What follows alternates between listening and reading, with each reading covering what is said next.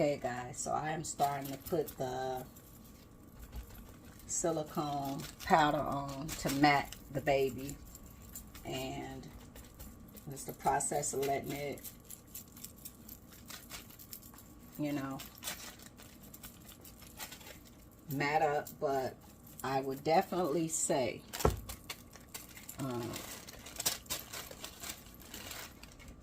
this have been a really hard procedure. It definitely has been a really hard procedure. So let me turn it around. It has been truly a hard procedure. So with that being said, is this something that I would want to do for somebody else? No, I would want to do this for somebody else. Like they say, stick to what you know, and I'm going to stick to the vinyl reborn. And kudos to all of the artists that make these silicone reborns and the vinyl reborns. You guys rock. But it's just so tedious, and you could put in a lot of work, and a mistake can be crucial. I'm not sure how it's going to look when it's done. So now that it's matted like this, I'm going to let this stay, and then I think the final step is me rooting the hair. So I'm not for sure how it's going to be when it's done. Like, I could see some imperfections from here, you know, so I'm not for sure. So thank you guys for watching. Bye.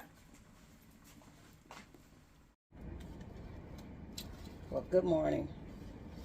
So all of this work that I did, the silicone have wasted on this side of her face and from the back when I was sealing the back. So now I'm trying to take the sandpaper and remove some of that off, because it's like a tear on her face.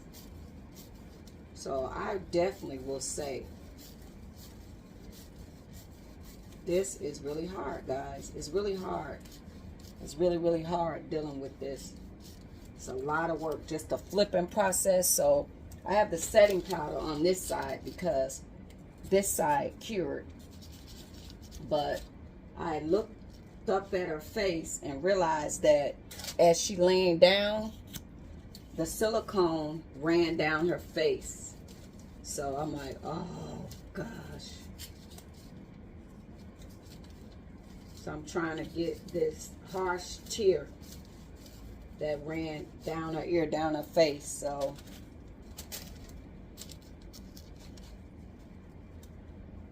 it is a lot of work. And she look all pale and ashy because the setting powder is on. So, Jesus. And I got the cookie sheets down. So, she's still curing. Like, I can't completely put the setting powder on her. So, I'm going to give y'all an example. So, you see, like, when I touch it, well, this is cured, but certain parts right there is sticky. So it hasn't completely cured. And then when I look at the bowl, what's left over, when I touch this, y'all see that?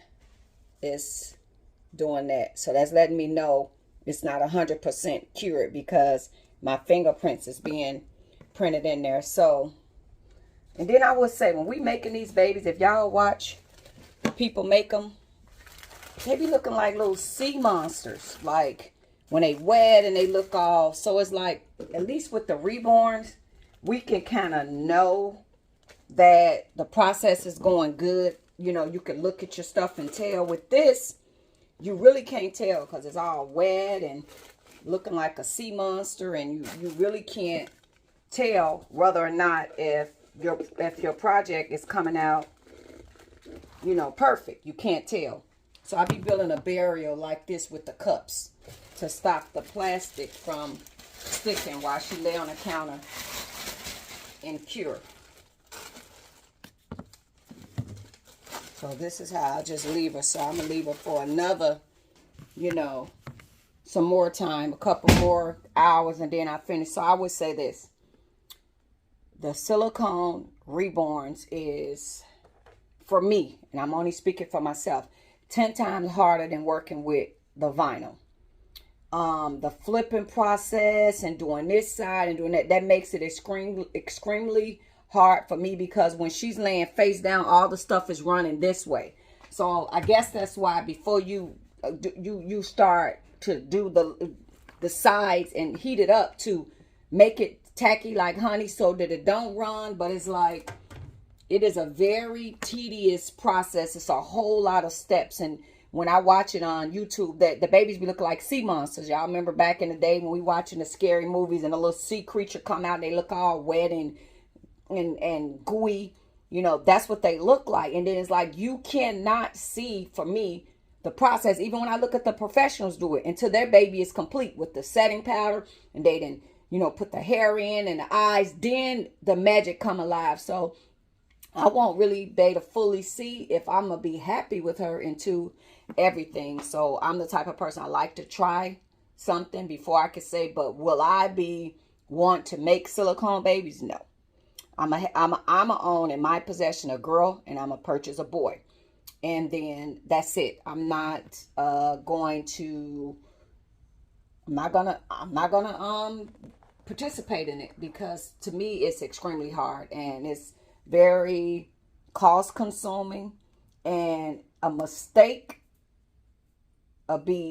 you turn it into a Halloween baby. Like I said, if you make a mistake, you go into a Halloween baby. That's why I was afraid to go. I really wanted this baby darker, but if I keep going and I ruin this baby, that's $160, $70 down the drain. Nothing you'll be able to do with it. What, turn it into a Halloween something? Because it'll be ruined. So I stayed in a safe zone, you know, doing the base layers and undertoning. And, you know, because when you get them from eBay, ain't no eyebrows, ain't no eyelashes, there's no hair, you know. So I feel like at least if I give it eyebrows, at least if I give it some skin texture, some hair, it'll look more pleasable to me, because a lot of people get them and they just be so happy. They look like, and not being disrespectful, they look like either they got alopecia or cancer, because they have no eyebrows, no hair.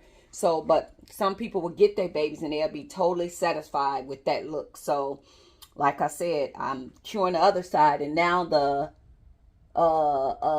silicone that ran this way, she got like the silicone coming down, so that's what I was using, this fine grip sandpaper to get that. And so I just wanted to share the journey with you guys. So if it's somebody out there that want to do it and they don't have no experience like me, this is a blueprint kind of what not to do. So I would say definitely take your time before you know, cure. Definitely take that heat gun and cure around the sides to make it thick as honey. So thank you guys so much for watching. Bye-bye.